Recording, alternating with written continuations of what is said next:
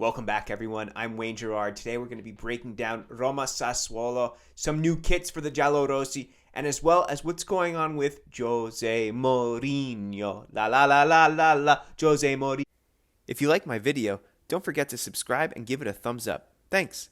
So bad news for our Jose. It looks like his 2-match ban is going to be upheld, which means he won't be on the bench against Sassuolo this weekend or the following weekend against Lazio in the Derby. It's a shame that he won't be there, but you know who will? Salvatore Foti, who Roma has a very good record with when he is on the bench. So let's pray that that keeps continuing. I am pretty optimistic that Roma can go on and get a result today, but we're going to break that down a little bit after the rest of the news. So as we could see on the social media channels today and on the website, Roma have a new kit, and it's actually teal/green. It's hard to tell exactly what, but it's an ode to Alba, which is one of the teams that formed Roma, and they actually were created back in 1907 from the Flaminio neighborhood central to the city of Rome, and they became Alba Audace before finally being merged with a few other clubs to make Roma in 1927, and that green is an ode to them. It's a tribute because those are their colors. And this won't be able to be worn by Roma in an actual match because it's not a registered color through the league.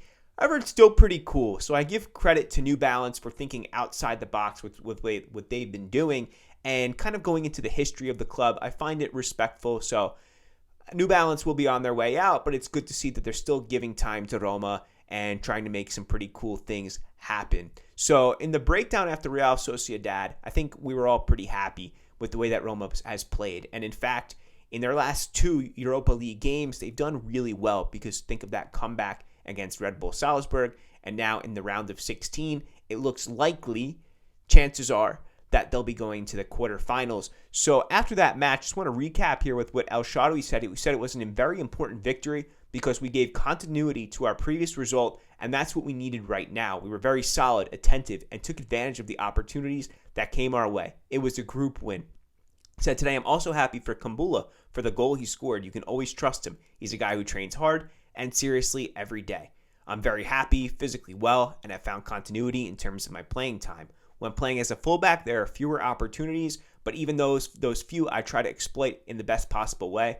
It was a good action, a great assist from Tammy, and I'm really happy. So one thing, yes, El Shaarawy's goal was awesome. It was acrobatic, athletic, and all those things. He was paying close attention, gets off his mark, scores basically unmarked.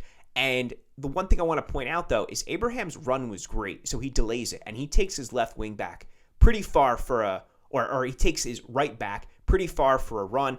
And once Dybala gets that ball from Karsdorp, Tammy starts to drift out, taking his mark farther away. But then he does something really smart, which every forward should pay attention to if they want to become a great player, is then he makes a streaking diagonal run, gets in behind the center back, then behind the right back, receives the ball, slows it up, uses technical ability to make the cross, which El Shaarawy converts. I thought that's the epitome of a guy who works hard and makes the rest of his team play better. So shout out to Abraham, whose assist was just as good as the goal in yesterday's game.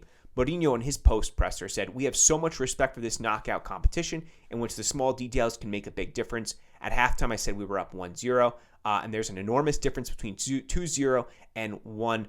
I think the players got it and made sacrifices in the second half while being well organized." And that's something we continuously speak about if Roma's improving or not. And I think it's so clear that if we look at this team compared to August and September, and you know what, I'll go even further and say late December, or I should say like late November, right before the World Cup break, it's a night and day difference with how much more organized and disciplined that this team looks. And I'm really proud to say that in this video. So let me know what you think about that. Go to the comments right now and leave one as I continue speaking here. Approaching Sassuolo, so Roma-Juventus was actually Roma's 9th one-goal win in Serie A this season, which is joint for top alongside Inter Milan. It's very Mourinho-ish. And by the way, they've scored in each of their last 12 home games. I did the record or looked through the records today to see when was the last time Roma was scored against and at home. And I think it was Verona way back. But Roma did lose the last derby where they were the home team. And they lost by 1 goal. But after that, Roma have conceded just one time since November at the Stadio Olimpico. That's brilliant. One time at home. The away form is a bit different, but think about that stat for just a minute. Going up to Sassuolo, Roma have lost just one out of previous 19 matches against Sassuolo, but they've won just one out of their last 6. Last time they faced in the first leg was a 1-1 draw.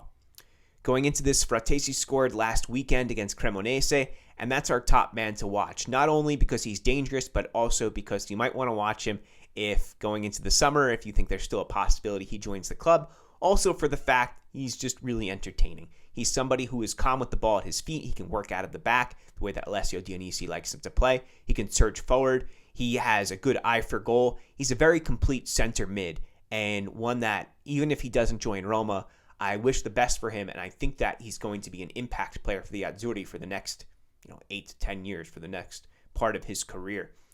In their last 8, they've only lost to Napoli. So Sassuolo is the best team after Napoli in their last 8. So better than any other team. If you take Milan, Inter, whoever, it's Napoli and then Sassuolo in the last 8. So they're performing really high at the moment. And one of those was a 5-2. This is the game that started this good run for Sas, was a 5-2 win at the San Siro over Milan.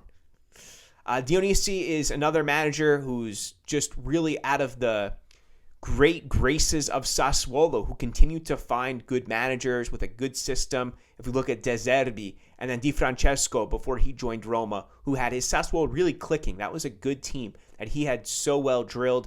And Dionisi is the next big thing, I think, coming out from them. Will he be a De Zerbi type, where he's risen to this type of status? Now De Zerbi is one of the most coveted coaches in football. I don't know if that's the case, but I do think he has a very good career ahead of him. Another crazy stat, Armand Lauriente, very dangerous left winger for Sassuolo. Just give this guy one chance and he's going to score. He can be deadly out on the left. Is that he has the second most open free kicks from an open goal position, only after Southampton's James Ward-Prowse, who has 11, and this is over the last 3 seasons. So the guy's got some good boots on him from the dead ball situation. Now, looking at the players who will be out tomorrow, Pellegrini, after that concussion, not tomorrow, on Sunday. I'm filming this as of Friday. Pellegrini is out with his concussion, which no good. He got those stitches. Belotti is out for surgery on his wrist. Cristante is disqualified, and Solbakken is still struggling with his injuries. For Sassuolo, Toljan and Mordur, guys who are not as impactful as the rest of this team. And the diffidati, those on yellow cards, are Gianluca Mancini. And then for Sas, it's Tresoldi, Zortea, and Thorstebd. So 3 guys who are typically not starters for them. And also Berardi will be fresh as he returns from disqualification. There's a lot, I think, statistically working against Roma for this match. I think that there's also other things going on. One eye on next Thursday, another on the Derby in a week's time. So this will be a tricky one, to say the least, and one where if Roma get 3 points, I'd be very proud of them. Got to really say that, because when you put this game into the context, you see that it's not just, a team that's in 13th place, but you have one that's in very good form with dangerous players, with fresh legs who don't have European obligations, and you also have a Roma who's at this point becoming a little bit thin. Maybe a little bit is too kind. It's becoming thin with their depth, and who's in the back half of a very long, exhausting season. But let's look at this possible starting lineup. You got Rui Patricio, Mancini, Ibanez, Smalling as the center back, of course, and then Zalewski, Bove, and possibly Matic. Those are the 2. I'm not too sure if you could see Wijnaldum even get in there alongside Matic. Now, Matic is suffering a little bit with his sore legs. Could you see Bove get the start? Maybe. That's something that Gazzetta dello Sport and Sportsmo, they both didn't come to an agreement on that. They've given different variations, but I think that Bove does not get the start, and I think instead Wijnaldum does next to Matic. Up ahead, you've got, also on the left there, you got Spinazzola, who should be making his return as a starter. Then up ahead, El Shaarawy, Dybala, Abraham. I think that's your front 3. I don't think, given the circumstances in the center of the midfield, that you will see Wijnaldum as a part of the trident again. For Sassuolo, we're looking at Consigli, very good keeper, Zortea, Erlich, Ruan, Rogerio, quick outside back there, Rogerio. And then Fratesi, Lopez, and Enrique. You could even see Pedro Obiang get the start there instead of Lopez, but I'm not so sure about that. I kind of agree with Sportmole here, which has Fratesi, Lopez, and Enrique. They've got a little bit of mix of everything. You've got the brute force of Enrique, who could be a box-to-box. You've got the possession-keeping ability of Lopez, who's such an accurate, deadly passer. And then the all-around offensive as well as defensive skill set that Fratesi brings. Up ahead, it's looking like Domenico Berardi, the captain, is back. Pinamonti, dangerous center forward, who I think will eventually come good. He's had a bit of a rocky start, not the progress that maybe most would have thought, so linear. But I think that eventually Pinamonti will become a good center forward. And then Lauriante, as we mentioned, once again, guys, this one is hard to pick. And given the context of it, like I said, I would be very proud if Roma come away with 3 points. Forza Magica. Let me know what you think. Throw a like and a comment on there. We'll talk after the match. Ciao.